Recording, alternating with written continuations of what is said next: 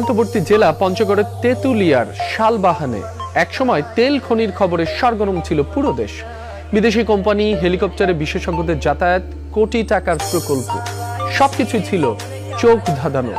কিন্তু উদ্বোধনের এক সপ্তাহের মাথায় হঠাৎ বন্ধ হয়ে যায় সেই খনি। এরপর কেটে গেছে প্রায় 4 দশক। রহস্যের জট খোলেনি আজও।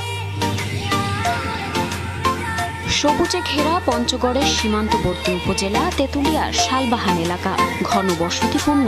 এই জায়গাটি একসময় ছিল দেশের আলোচিত তেলের খনির কেন্দ্র।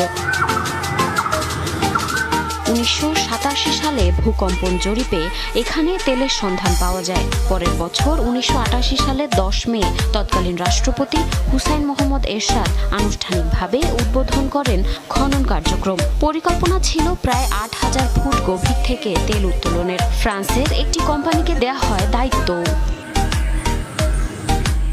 এই প্রকল্পে সে সময় ব্যয় ধরা হয় প্রায় 100 কোটি টাকা। হেলিকপ্টারে ছিল বিশেষজ্ঞদের যাতায়াত।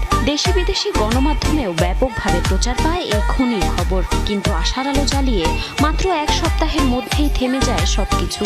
সংশ্লিষ্ট কোম্পানিও রাতারাতি গুটিয়ে নেয় তাদের কার্যক্রম। তবে কেন বন্ধ হলো এর সঠিক কারণ আজও অজানা।